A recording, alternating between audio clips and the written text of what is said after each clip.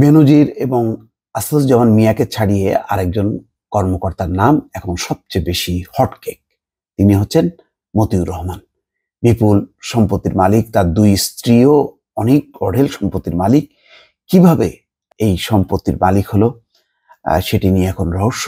চাপা পড়ে গেছে ছাগল কাণ্ড নিয়ে, ইফাতকে নিয়ে যে খবরাখবর সেগুলো চাপা পড়ে এখন মতিউর সামনে চলে এসছে। সর্বশেষ খবর হলো এনবিআর এর সদস্য পদ থেকে সরানো হলো মতিউরকে, সরিয়ে দেয়া হয়েছে সোনালী ব্যাংকের পরিচালক পদ থেকে। গুরুত্বপূর্ণ দুটি পদ তিনি অধিকার করেছিলেন, কোন ক্ষমতা বলে, কিসের জোরে, সেটি এখন বিরাট রহস্য। যাই হোক, জাতীয় রাজস্ব বোর্ডের কাস্টম এক্সারসাইজ ও ভ্যাট অ্যাপিলেট ট্রাইব্যুনালের প্রেসিডেন্ট মোহাম্মদ মতিউর রহমানকে তার পদ থেকে সরিয়ে দেওয়া হয়েছে। তাকে অর্থ মন্ত্রণালয় আভ্যন্তরীণ সম্পদ বিভাগে সংযুক্ত করা হয়েছে। অ্যাটাচড কোনো নির্দিষ্ট কোনো দায়িত্ব দেওয়া হয়নি। আজ এ বিষয়ে প্রজ্ঞাপন জারি করা হয়েছে। আভ্যন্তরীণ সম্পদ বিভাগের ওই প্রজ্ঞাপনে বলা হয়েছে, বিসিএস শুল্ক ও আবগারি ক্যাডারের কর্মকর্তা মতিউর রহমানকে তার বর্তমান পদ থেকে অভ্যন্তরীণ সম্পদ বিভাগে সংযুক্ত করা হয়েছে।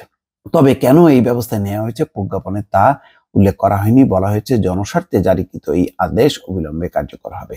মতিউর রহমান কিছুদিন ধরে আলোচনায় আসেন তার ছেলের কারণে। কোরবানির ঈদে সাদিক এগ্রো নামে একটি খামার থেকে মতিউর রহমানের ছেলে মুশফিকুর রহমান ইফাত 15 লাখ টাকায় একটি ছাগল কেনা ছাড়াও ঢাকার বিভিন্ন খামার থেকে 70 লাখ টাকার গরু কিনেছিলেন বলে সামাজিক যোগাযোগ মাধ্যম ও গণমাধ্যমে খবর প্রকাশিত হয়।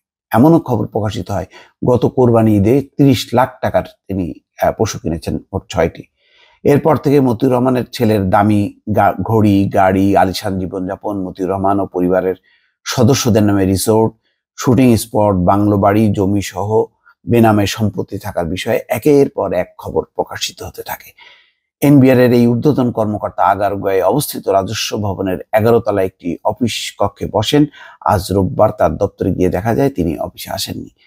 তার দপ্তরের কর্মচারীরা জানান, ঈদের পর মতিউর রহমান আর অফিসে আসেননি। বলা হচ্ছে যে ইফাত, তার দ্বিতীয় স্ত্রী, তারা দুজনেই দেশ ত্যাগ করেছেন, মালয়েশিয়ায় গেছেন। মতিউর রহমানও দেশে নেই বলে বিভিন্ন গণমাধ্যম খবর দিয়েছে।